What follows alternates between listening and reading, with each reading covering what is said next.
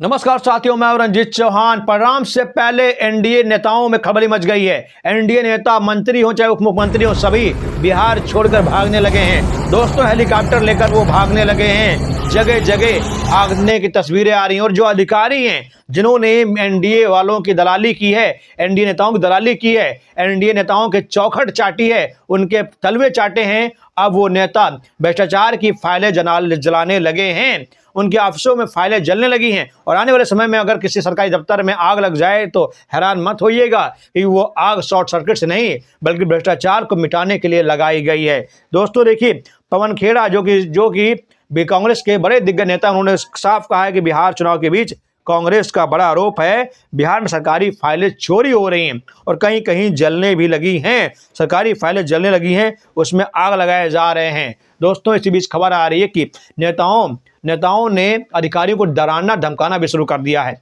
जो गृह मंत्री हमारे देश के अमित शाह हैं, वो बिहार में अधिकारियों को धमका रहे हैं, डरवा रहे हैं, उन्हें जो है बेइज्जत कर रहे हैं, उनके पीछे ईडी सीबीआई लगाने की धमकी दे रहे हैं ताकि उनको चुनाव जिताया जा सके, ताकि चुनाव जीता जा सके। ये इसलिए धमकी दे रहे हैं ताकि जो है बिहार में फिर से एनडीए की सरकार बनाई जा सके। लेकिन इस बार बिहार में एनडीए का कुछ भी दांव चलने वाला नहीं है।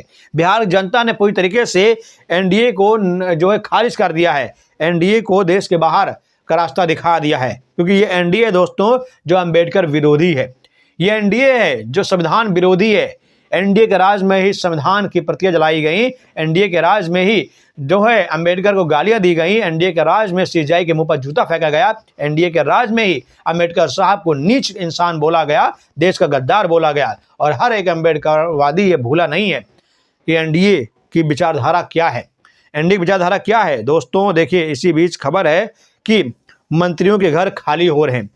मंत्रियों के घर खाली हो रहे हैं, उनके घर से फाइलें भी चोरी हो रही हैं। वो फाइलें जो भ्रष्टाचार का सबूत हैं, जिन फाइलों के दम पर एनडीए के मंत्रियों को जेल भेजा जा सकता था, वो फाइलें अब गायब की जा रही हैं। उन्हें चुराया जा रहा है, उनको मशीन में डालकर उनका गर्दा बनाया जा रहा है, उनको टुकड़ों में जो है काटा जा रहा, छांटा जा रहा है ताकि फाइलों को दोबारा जोड़ा ना जा सके। आग लगाई जा रही हैं। इस तरीके से फाइलों को मिटाया जा रहा है और फाइलें सरकारी दफ्तरों से चुराई भी जा रही हैं।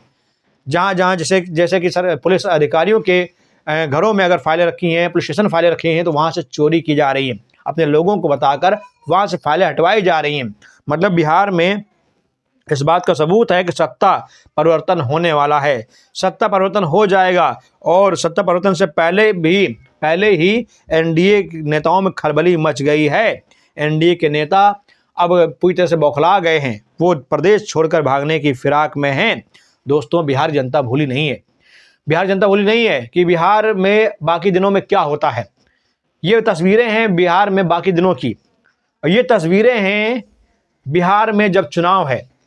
हरियाणा, दिल्ली, पंजाब से बिहारियों को बाकायदा ससम्मान ट्रेन में बिठाया जाता है ताकि वो वोट डाले जाकर एनडीए के पक्ष में। और बाकी दिनों में देखिए बिहारियों के साथ क्या किया जाता है।